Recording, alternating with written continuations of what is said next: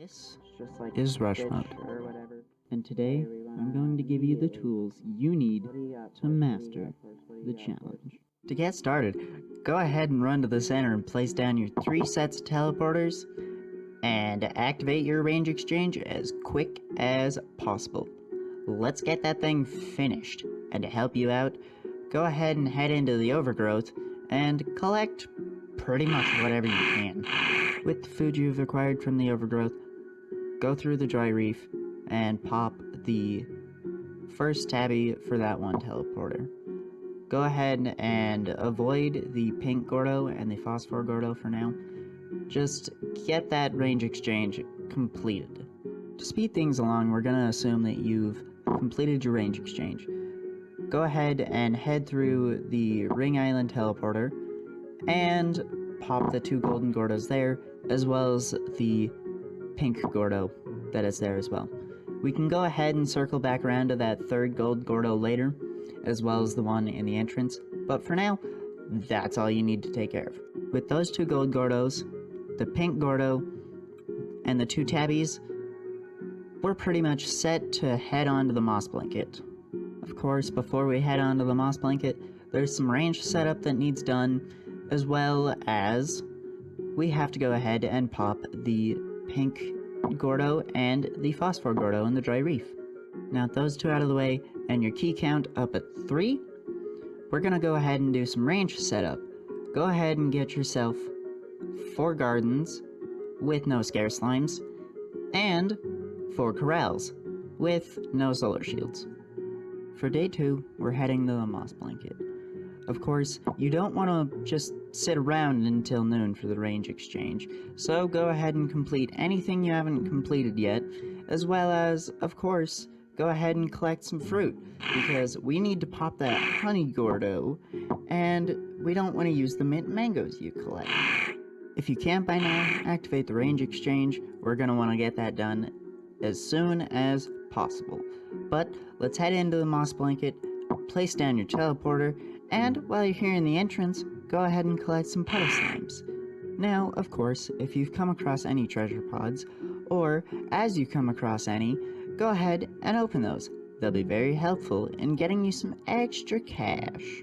Now, we need to collect up at least 4 mint mangoes, hopefully up to 20 honey slimes and 20 boom slimes, and pop the honey Gordo. Of course, you don't need to get 20 of each. Of course, we also want to speed things up, so if you can't get 20 of each, that's okay. Go ahead, collect up your mint mangoes, your puddle slimes, your honey slimes, your boom slimes, pop that Gordo, and let's head back through that teleporter back to the ranch. Go ahead and put your honey and boom slimes into the 4 corrals as even as possible, as well as put your puddles into the docks. Now, hopefully you've completed your range exchange. As with that range exchange completion, you can now pop the golden Gordo in the entrance of the dry reef, and that 3rd golden Gordo on the ring island. Now, we're gonna go ahead and we're gonna set up our drones.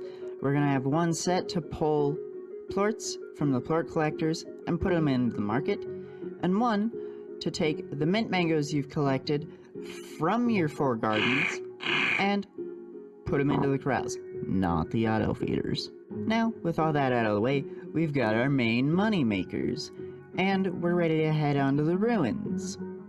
Now, you could go ahead and do some extra exploration of the moss blanket to pop the hunter Gordo and eventually the golden Gordo that is there, but for the purposes of this guide, we're just gonna head on to the ruins. Now, as we're heading into the ruins, make sure you have 3 rock plorts in hand. We're going to need them in order to activate the first fountain within the glass desert. And so, we're gonna skip the ruins completely. Well, not exactly.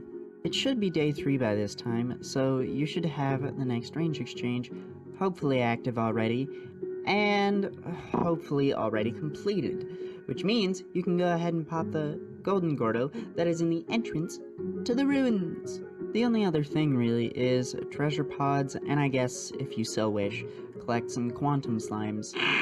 Personally, I wouldn't say there's a need for quantum slimes. So we're just gonna go ahead, go to the door at the end of the ruins, use our key, and hop in the portal, which is already active. Now in the Glass Desert, we're gonna go over to the Tangle Gordo, and we're gonna place down our teleporter back to the ranch, as well as go and activate that fountain. This means we can go ahead and we can collect up some dervish and mosaic slimes if you so wish, as well as pop that Tangle Gordo, collect up some Tangle slimes if you so wish, and head back on through the portal. Really all you need this for the most part, for this strategy, is just the ease of access to complete range exchanges, because frankly, Victor can be a little difficult with his requests and ask for slimes that you may have not had at the time. So, yeah, we don't really need the Glass Desert or the ruins. That's about it for day 3. You can go ahead and set up any slimes that you have to set up in other corrals and other ranch expansions. And we can go ahead and explore the Indigo Quarry a little. Of course, we'll be doing quite a bit of that in day 4 as well, to finish out the last few golden Gordos that we can get.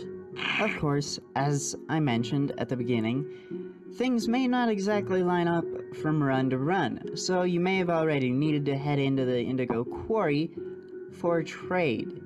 So, if you haven't already done a little bit of exploration, don't worry, we'll get to that. Now, on day 4, if you didn't get to it at the end of day 3, we're gonna go ahead and head into the Indigo Quarry. Now, keep in mind, just like the moss blanket in the ruins, you're gonna need a key to get into the Indigo Quarry.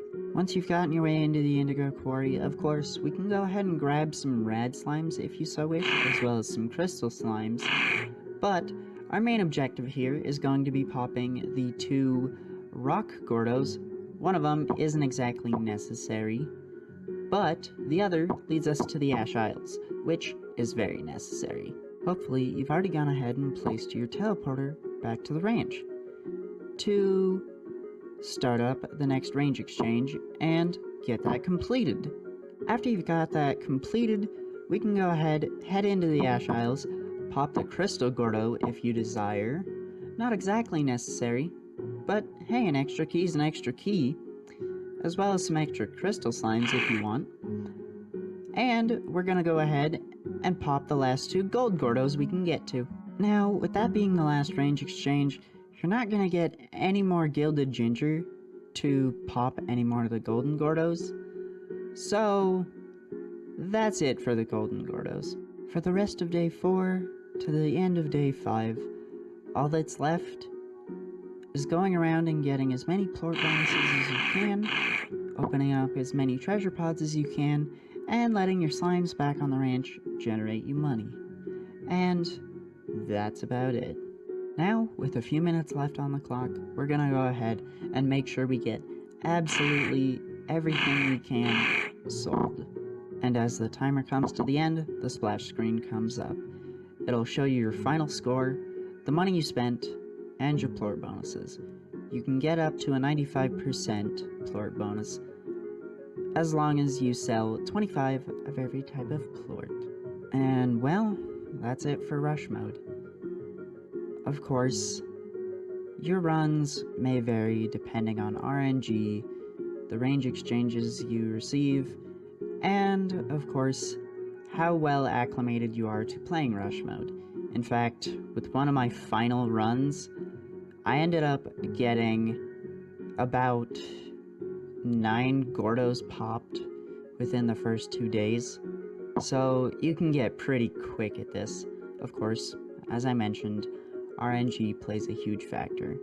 And as a final send-off to the end of the video, if there's any other tips that you'd like to give down in the comments, let me know. Of course, this was only one strategy for playing through rush mode. So, that's about it. I hope you all enjoyed, and I'll see you all in the next video. See you later, Rivalators. I'm out. Peace.